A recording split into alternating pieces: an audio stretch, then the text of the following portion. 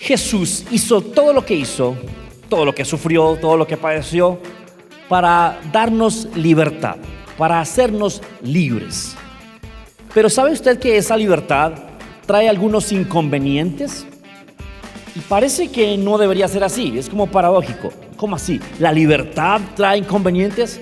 Sí, la libertad deja en evidencia al que no quiere salir de la cárcel.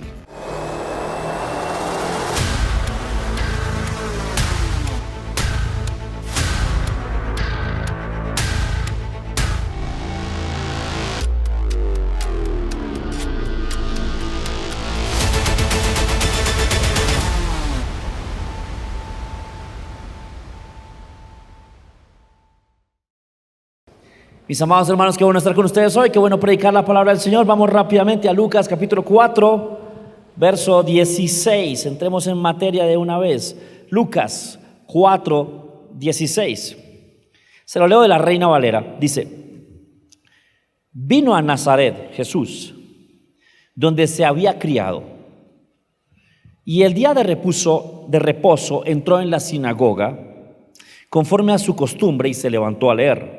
Mire que él tenía la costumbre de congregarse. ¿Notan eso? Dice, como él tenía por costumbre. No es mi prédica, pero es bueno eso, ¿no?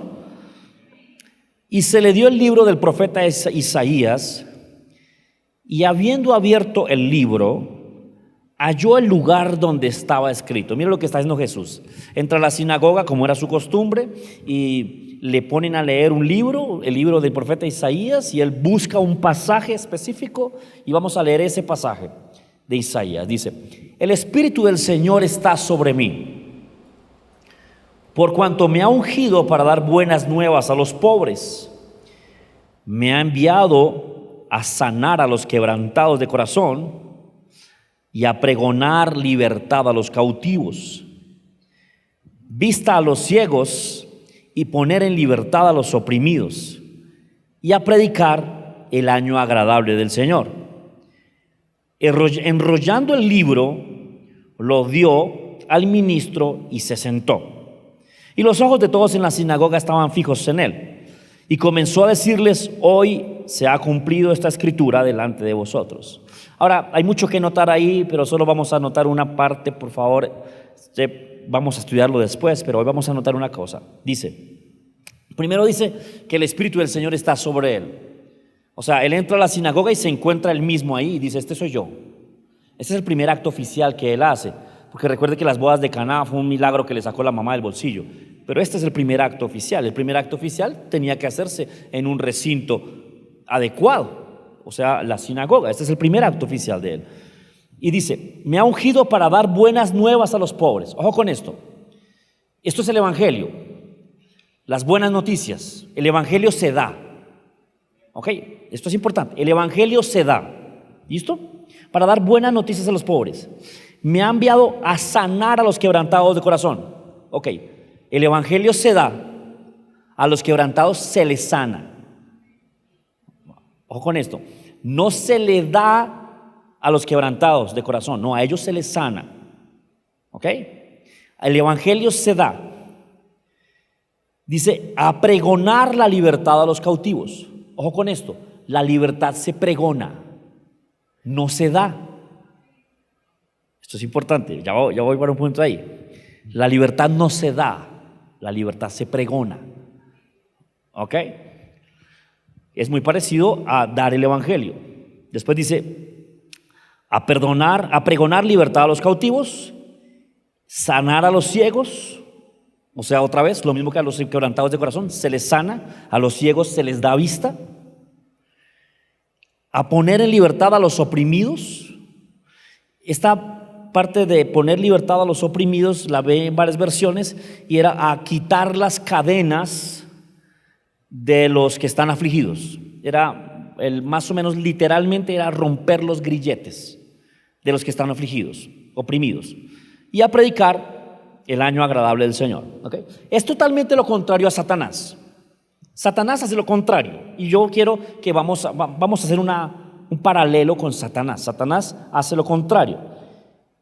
El Señor hablándole figurativamente a Satanás en Isaías 14:12. No vaya a perder Lucas, por favor, pero vaya a Isaías 14:12.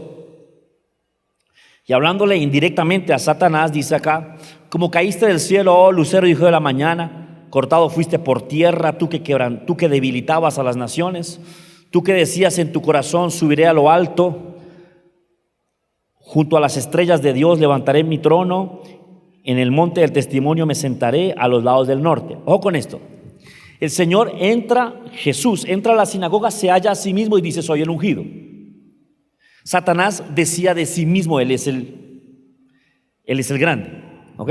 Jesús vino, Satanás quiere ir a un lugar alto. Jesús se hace hombre y camina entre nosotros, y Satanás quiere levantarse como Dios. Jesús es Dios y se hace hombre, Satanás quiere hacerse Dios. ¿Notan el paralelo ahí? Dice: sobre las alturas de las nubes subiré y seré semejante al Altísimo. Satanás quiere hacerse semejante a Dios, Jesús es Dios y se hizo semejante a nosotros. ¿Ok? Dice: mas tú derribado eres hasta el Seol, a los lados del abismo. Se inclinarán hacia ti los que te vean y te contemplarán diciendo: este es aquel varón que hacía temblar la tierra y trastornaba los reinos, que puso el mundo como un desierto y que asoló las ciudades, y que a sus presos nunca abrió las puertas de la cárcel. Note la gran diferencia. ¿Quién tiene a las personas presas? Satanás. ¿Quién vino a pregonar libertad? Jesús. ¿Ok? Y acá hay un punto que quiero notar. En la versión expandida dice así: me ha enviado a decir, hablando de Lucas otra vez, me ha enviado a decir a los cautivos que son libres, a proclamar libertad, liberación para los cautivos, para los prisioneros. Entonces me surge una pregunta: ¿qué pasa si alguien que está cautivo se entera que ha sido proclamado libre? Hemos visto eso en películas, que alguien está cautivo y de repente entra un oficial con una carta y lee el nombre de X persona y le dice: esta es su boleta de salida. ¿Qué es lo primero que hace la persona? Se alegra. ¿Cuántos saben eso? Se alegra. Inmediatamente, ¿qué espera? Salir. Eso es lo que espera, salir. Y eso es lo que hizo Jesús. Le anuncia a los cautivos que son libres. Le anuncia a los cautivos que son libres. Otras versiones dice a los deudores, porque por alguna causa está cautivo. O sea, por alguna razón está preso. Algo hizo, algo se robó, algún delito hizo, a alguien mató. Entonces el anuncio es: fue pagado, eres libre. Ese es el anuncio: fue pagado, eres libre. Pero ojo con esto, es anunciado, no hecho. ¿Por qué? Porque la libertad no sería libertad si te obliga a ser libre. Yo sé que parece un trabalenguas, pero la libertad no sería libertad si te obliga a ser libre. Entonces, ¿qué hizo Jesús? Paga el precio de tu libertad, el costo que sea, lo paga. Y nosotros lo anunciamos, su iglesia, el evangelio es esto: anunciamos, fue pagada tu deuda, no deberías estar preso, puedes salir. ¿Me están comprendiendo hasta ahí? ¿Van conmigo hasta ahí? Ok. Entonces es como si Jesús dejara abiertas las puertas de la cárcel, pero no va a entrar a sacarte, porque existe la posibilidad de que alguien no quiera salir. Pero la puerta abierta ya mismo es una invitación a salir. Es más, la puerta abierta da un mensaje muy claro: nada impide que estés adentro. Nada te obliga para estar adentro, nada impide que estés afuera. ¿Cuántos entienden eso? Puerta cerrada da un mensaje claro, puerta abierta da un mensaje claro. Dígame amén si va ahí conmigo, ¿ok? Entonces, ¿qué pasa cuando una persona se entera que fue proclamado libre? El Señor nos ha dejado en libertad. Y ojo con esto, dice que liberó a los quebrantados. Recuerde que le dije que otra versión dice que rompió las cadenas de los oprimidos. ¿Cómo ponían en la prisión a una persona? Cuando tenemos un ejemplo, cuando Pablo es aprisionado, dice que es enviado a la última mazmorra o al último cuarto de la cárcel y le amarran los pies en un cepo. Ok, de nada serviría abrir la puerta de la cárcel y proclamar que es libre si no se quebranta el cepo, si no se rompen las cadenas. ¿Okay? Recuerda que cuando Pedro es liberado por el ángel, que la iglesia estaba orando, la iglesia oraba sin cesar, hacía oración sin cesar por Pedro, de repente hubo un terremoto, las cadenas se cayeron y el ángel abrió la puerta. Pedro tuvo que salir aún así. El ángel no alzó a Pedro, camine que tiene que ir a predicar. No hizo eso el ángel. El ángel esperó o esperaba que Pedro por sus propios medios, diga propios medios, saliera. Las cadenas habían sido rotas, entonces ya podía hacerlo. Entonces por eso primero dice, proclamar libertad a los cautivos. Después los sana y les quita lo que los oprime o las cadenas que no los dejarían salir. Nota que la libertad es proclamada, pero los impedimentos son arreglados, son hechos. Pero la libertad no puede ser hecha porque de pronto alguien no quiere ser libre. La libertad debe ser proclamada, porque si alguien no quiere ser libre, pues tiene todo el derecho de abrazar sus cadenas. Dígame amén si están entendiendo hasta ahí. Ahora, estando cautivo, es imposible saber qué hay afuera. ¿Cuántos entienden ahí? Déjeme le pongo un ejemplo. Vaya conmigo a Éxodo, capítulo 14, verso 10. Éxodo, capítulo 14, verso 10. Usted conoce el contexto. Moisés es enviado a sacar a Israel de Egipto, porque las oraciones y las quejas de Israel han subido hasta los oídos del Señor. Y el Señor ha decretado el fin de su cautiverio. Y usted va a encontrar en toda la poesía israelita y en todo el folclore israelí, más en los salmos y en la Biblia, que ellos fueron liberados del cautiverio en Egipto. ¿Okay? Entonces, cautiverio es igual a nuestra vida vieja, ¿lo recuerda? ¿Okay? Y es igual a Egipto. Ellos eran esclavos en Egipto. Entonces llega Moisés y con mano poderosa los hace libres. ¿Cuál era el yugo que Satanás había puesto? Era que Faraón tenía derecho legal sobre los israelitas. Por eso el Señor no los sacó a la primera. Solo los sacó cuando el Faraón dijo, ok, llévate a tu pueblo.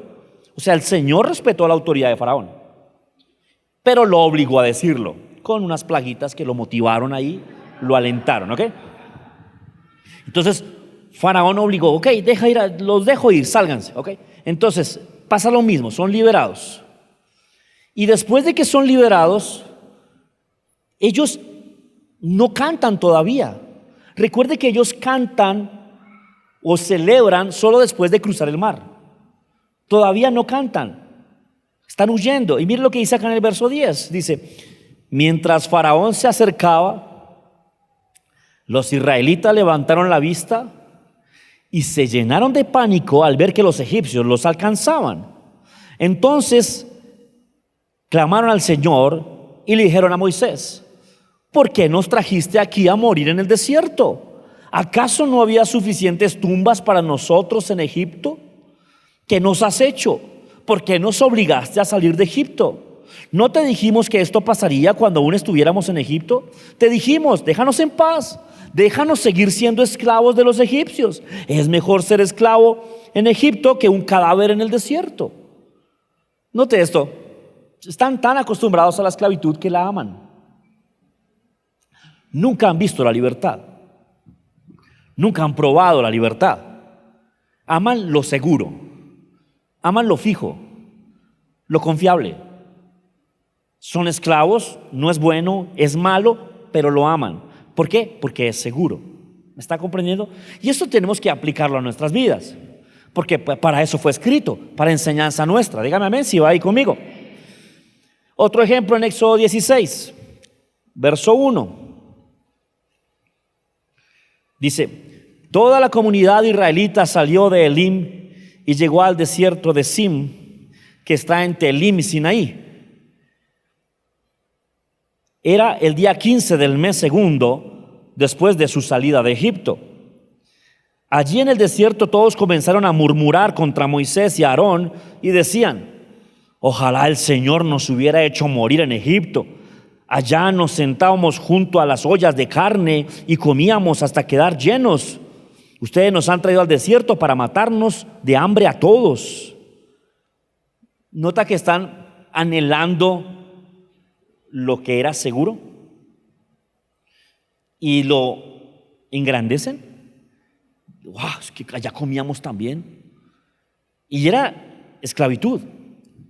No eran libres, pero aman eso. Aman el desierto, aman el cautiverio. Ahora, ellos acuñaron una frase para ofender al libertador. Y era: estábamos mejor como esclavos. Dígame si esa frase no ofende al libertador. Estábamos mejor como esclavos. Y lo dijeron tanto que Dios se molestó por fin. Y ahí tengo un ejemplo de eso en Números 14, verso 1. Pero ¿qué ha pasado aquí para llegar a Números? Para llegar a Números ya han cruzado el mar. O sea, ya se libraron de Faraón. Ya vieron el milagro más aterrador y sorprendente: el mar abriéndose, el mar deteniéndose. Ya vieron eso, ya comieron maná, ya fluyó agua de la peña. No les falta nada. Están en el desierto, pero en un hotel ambulante, 5 estrellas. Comen muy bien. Y el Señor les muestra la libertad. Les muestra las posesiones, les muestra la tierra prometida. Les muestra qué es ser jefe. ¿Están teniéndome hasta ahí? Ok. Y tan pronto les muestra esto, ellos dicen esto: entonces toda la comunidad empezó a llorar a gritos, y así continuó toda la noche, y sus voces se elevaron en una gran protesta contra Moisés y Aarón. Si tan solo hubiéramos muerto en Egipto, o incluso en el desierto, se quejaban. ¿Por qué el Señor nos está llevando a esta tierra solo para que muramos en batalla? A nuestras esposas y a nuestros hijos se llevarán como botín. ¿No sería mejor volvernos a Egipto? Entonces conspiraron entre ellos y dijeron: escojamos a un nuevo líder que nos regrese a Egipto. ¿Por qué no a otro lado? ¿Por qué no a Jordania? No sé, ¿por qué no se iban para el mar? ¿Por qué no van a, no sé, tal vez a Asia, al otro lado? No, a Egipto. Ellos quieren entrar a la celda y echan llave por dentro. No quieren que nadie los saque. ¿Por qué? La primera vez en Éxodo era por miedo a lo desconocido, por miedo a que me falte algo. ¿Sí? Piense en una persona que está llamada a emprender algo. Déjeme le doy una estadística que quiero que lo moleste. ¿Sabe que de cada 100 personas, solo 5 están dispuestos a emprender? Y de esos 5, solo 2.5 lo logrará. Y el resto 95 va a ser empleado por los 2.5 que emprende. Esa es la estadística. Ok, listo. Nosotros somos el pueblo especial. ¿Cuántos saben eso? Nosotros deberíamos ser el 2.5 que emprende. Deberíamos serlo, pues no tenemos miedo. Y Dios nos cuida. Y Dios está con nosotros. Esos deberíamos ser. Por eso le dije que quería molestarlo con esa estadística. Sigamos. Quiero ponerlo a pensar. Ahora, yo sé que todos no son llamados a ser jefes, o que todos no son llamados a tener una empresa, pero sí todos somos llamados a ser cabeza y no cola. Todos somos llamados a ir creciendo. Todos somos llamados a ser más que vencedores en Cristo Jesús. Entonces no sé cómo va usted a equilibrar las cosas, pero ya es problema suyo. Ya le di la palabra, usted verá qué hace. Note esto: cuando los 12 espías llegan con el informe que los hace llorar, fácilmente descubrimos dos grupos de personas: los que le creen a Dios y los que no. Y esto es lo que logra la libertad. La libertad logra poner en evidencia a unos de otros. Este es el inconveniente de la libertad. La puerta abierta deja ver quién quiere salir y quién no. En cambio, la puerta cerrada no dejaba opción para nada.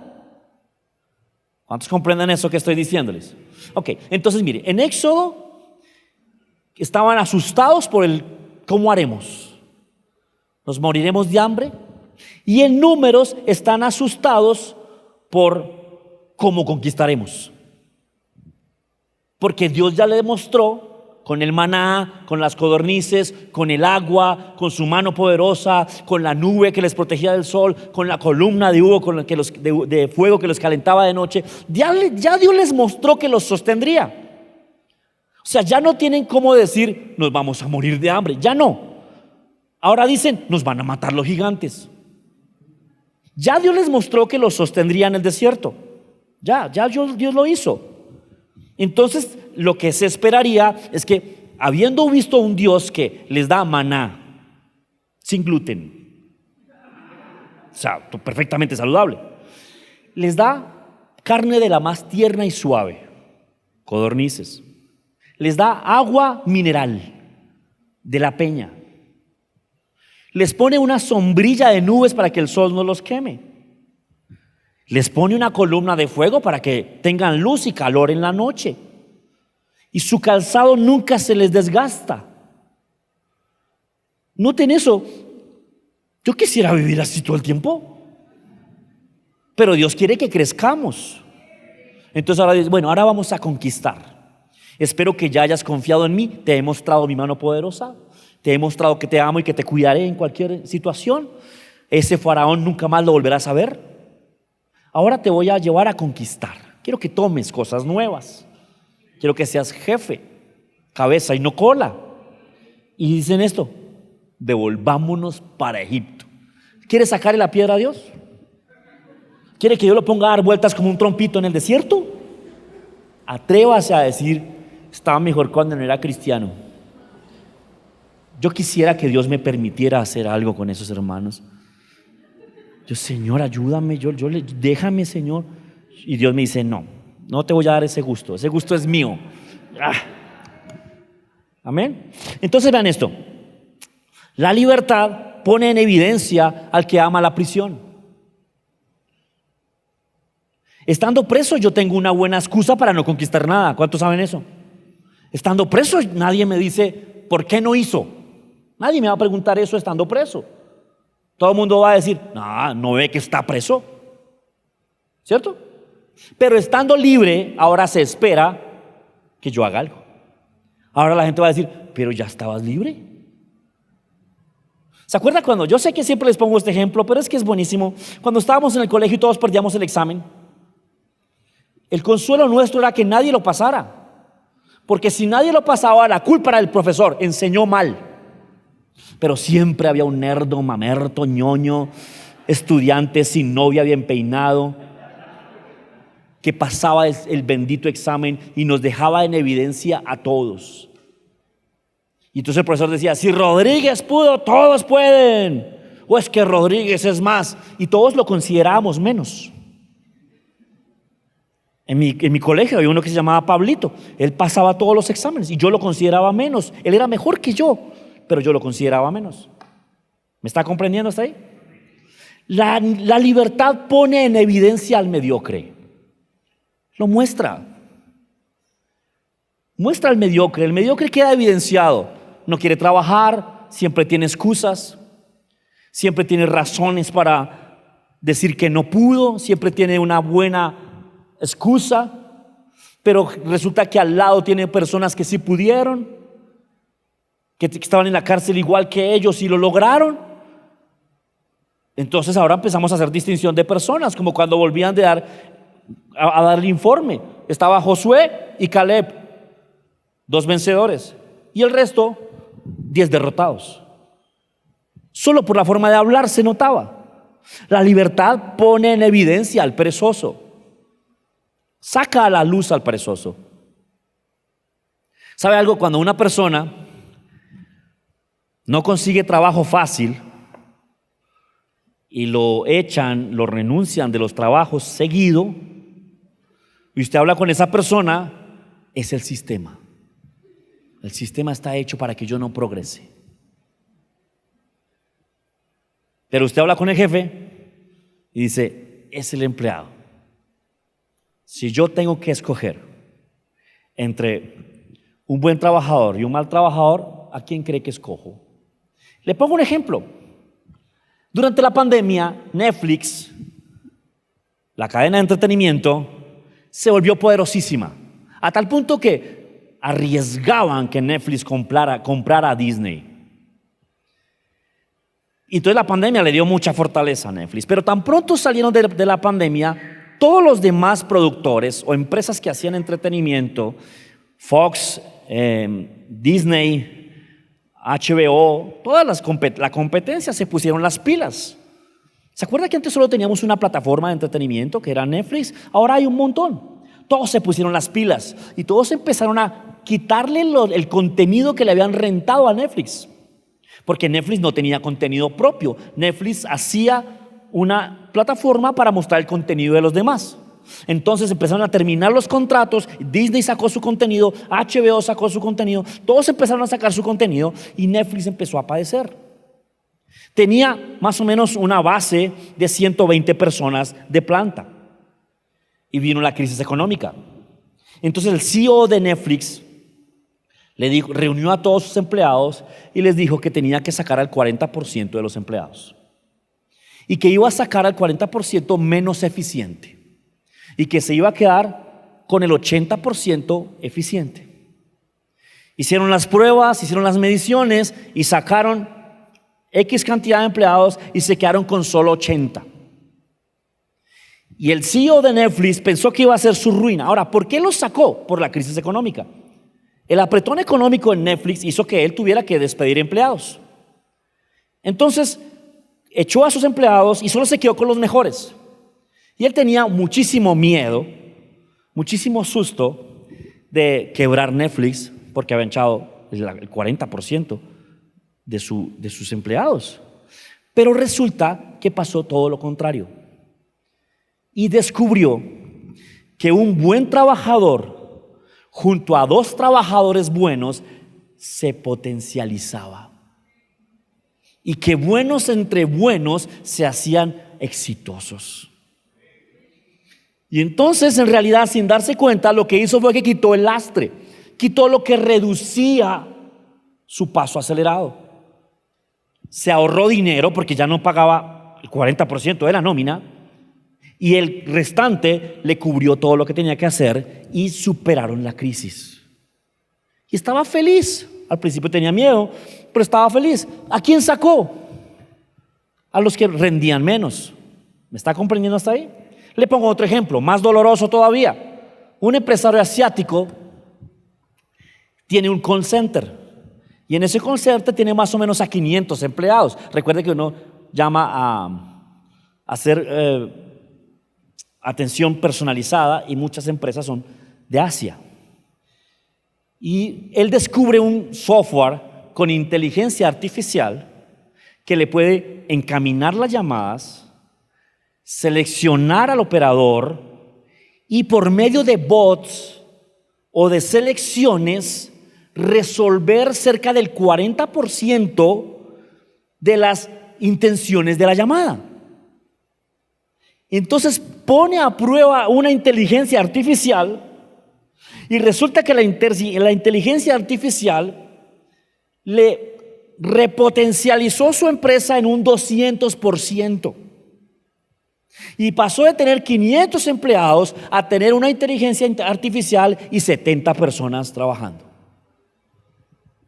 ¿Cómo es que una inteligencia artificial hace mejor trabajo que una persona? Pues descubrió que las personas contestaban mal las llamadas,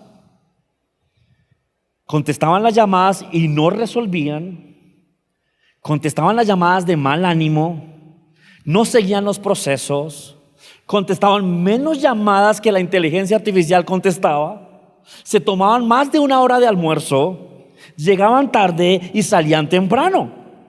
En cambio, la inteligencia artificial la prendían a determinada hora y no necesitaban apagarla nunca más. Y no tenía pereza, ni desánimo, ni peleas con el de al lado, ni distracciones. Y solo quedó con las personas que verdaderamente solucionaban aquello que la inteligencia artificial no podía solucionar. ¿Está comprendiendo esto? ¿Cuál es mi punto? Que nosotros los creyentes veníamos hablando de poder. ¿Recuerda que venimos hablando de eso? El poder no se necesita en la cárcel. No lo necesita un preso. Un preso no necesita abrir el mar. ¿Cuántos saben eso? Está preso, no necesita abrir el mar. Un preso no necesita maná. Ahí le dan comida. Un preso no necesita una nube que lo proteja del sol. Está preso. Un preso no necesita una columna de fuego que le alumbre. No necesita eso, no hay camino que recorrer. Entonces, ¿para qué columna de fuego? ¿Comprende lo que estoy diciendo? Si estoy preso, no necesito poder de Dios. El poder de Dios lo necesitan los libres, los que salen de la cárcel. La libertad pone en evidencia al cobarde y al incrédulo. Los que aman la cautividad y no quieren aceptar su responsabilidad, se inventan la mentira de que en la cárcel están más seguros. Decían eso: allá hay comida, no nos va a faltar nada. Si nos morimos allá. ¿Qué tal uno morir aquí en el desierto? Estaban esperando morir. Dígame amén si me está entendiendo. La libertad te pone en la pista, pero no te hace correr. Tú tienes que correr. Y es un ejemplo bastante claro. Pablo lo decía: he corrido mi carrera, he peleado la batalla. ¿Qué cosas nos esclavizan? ¿Qué nos pone en esclavitud? Puse 3 cosas, pero hay muchas más. Primero, el pecado. El pecado nos esclaviza. Fuimos libres del pecado. En realidad, Jesús vino a librarnos del poder del pecado. ¿Sabe? La mejor forma de tener un esclavo es que el esclavo no lo sepa. Y la mejor forma de que no lo sepa es que esté contento siendo esclavo. Y la mejor forma de que esté contento siendo esclavo es darle placer a su carne. Ahora, algunos dirán: pero yo hago lo que se me da la gana, entonces yo no soy esclavo. Si esa libertad te va a llevar al infierno, eras esclavo y no sabías. Algunos son esclavos de sus pasiones y sus deseos. Cuando yo no sé quién soy, no sé quién está cautivo. Si yo sé que soy un espíritu que tiene un alma y vive en un cuerpo, yo sé quién debe estar libre: mi espíritu. Pero cuando yo no sé que soy un espíritu que tiene un alma y vive en un cuerpo, cuando yo creo que soy un cuerpo y hago lo que mi cuerpo quiere, entonces creo que soy libre, y el esclavo es el espíritu. Pero ¿qué es lo que dura para siempre? El espíritu. ¿Qué es lo que dará cuenta a Dios? El espíritu. ¿Qué es lo que irá al infierno eternamente si no hace lo que Dios manda? El espíritu. Algunos se engañan diciendo que son un alma, un cuerpo, y están simplemente siendo esclavos y felices de serlo. ¿Me está comprendiendo? Termino con esto. Gálatas capítulo 4, verso 8. Antes de conocer a Dios, ustedes los gentiles eran esclavos de los llamados dioses que ni siquiera existen. Así que ahora que conocen a Dios mejor, ahora que Dios los conoce a ustedes, mejor dicho, ¿por qué quieren retroceder y convertirse otra vez en esclavos de los débiles e inútiles principios espirituales de este mundo? Pablo pregunta: ¿por qué, si el Señor los libertó, quieren ser esclavos? ¿Por qué quieren volver a Egipto? ¿Por qué quiero volver a que me manden?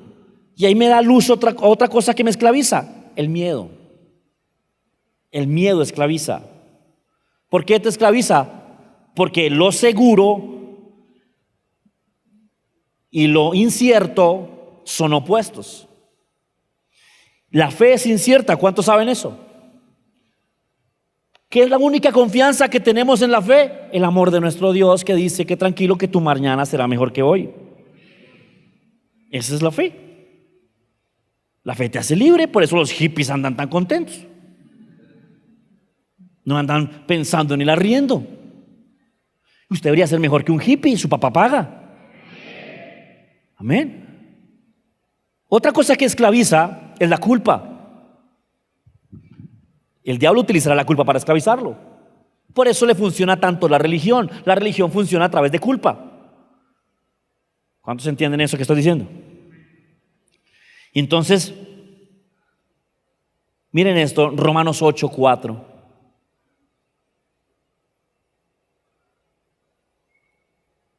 Ser hijo es la única forma en que podíamos ser libres.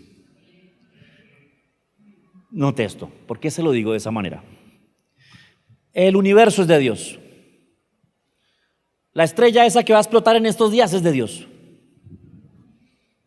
El cometa ese que llamaron diablo es de Dios también. El hoyo negro que hay en la mitad de la galaxia es de Dios, es de Él. Todo es de Él. Mientras todo sea de Él, todos le pertenecemos. Y mientras todos les pertenezcamos, ninguno es libre.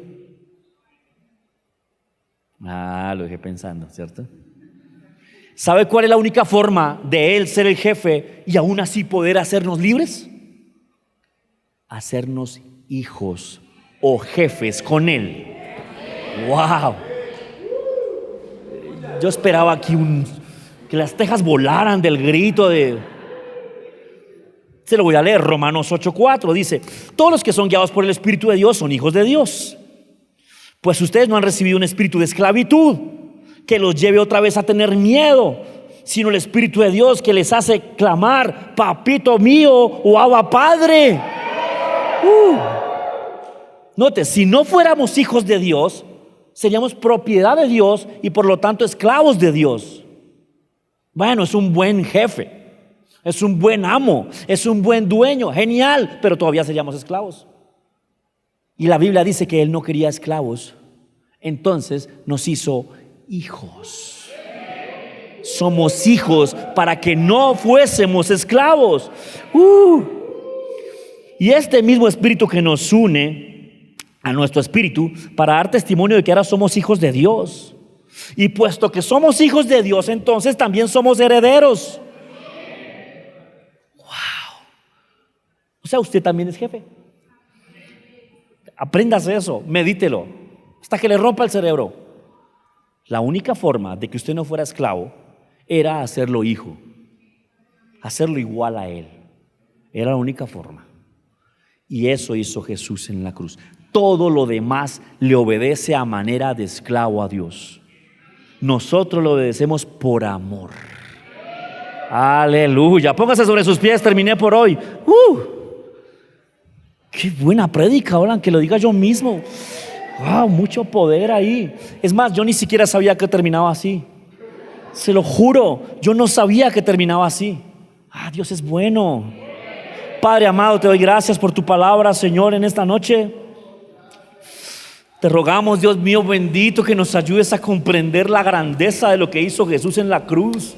Pues por eso Pablo oraba, Señor, que nos des espíritu de sabiduría y de revelación para que entendamos cuál fue ese poder que fluyó en la cruz, que está disponible ahora para nosotros. ¿Por qué fue que Jesús dijo que Él es el primogénito entre muchos hermanos? Fue por esto, oh Dios.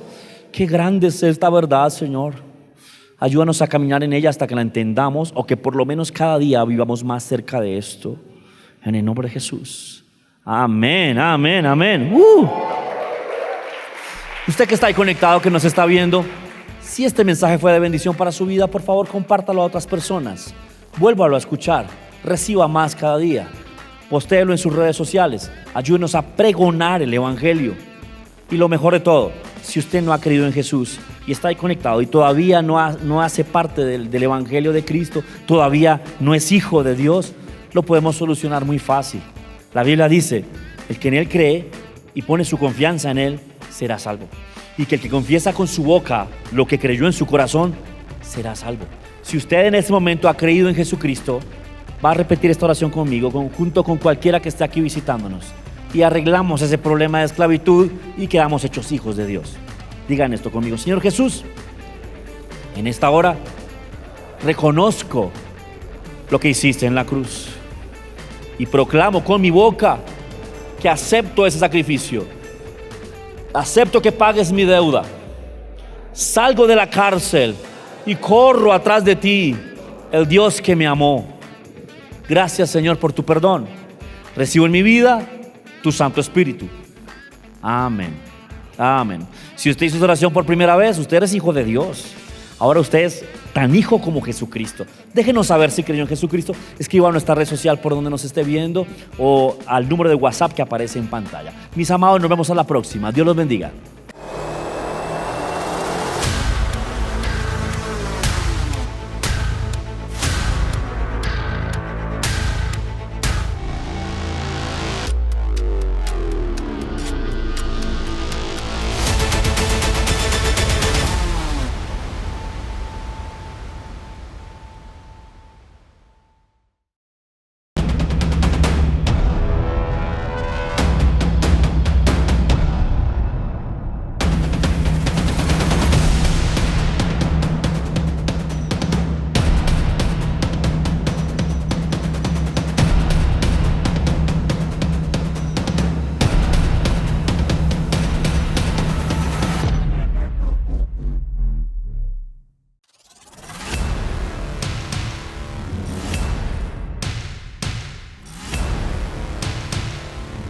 ¿Dónde está, oh muerte, tu aguijón?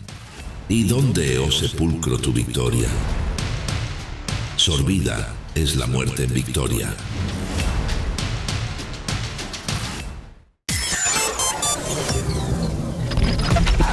Hay un solo lugar donde puedes encontrar la mejor música gospel de todos los tiempos.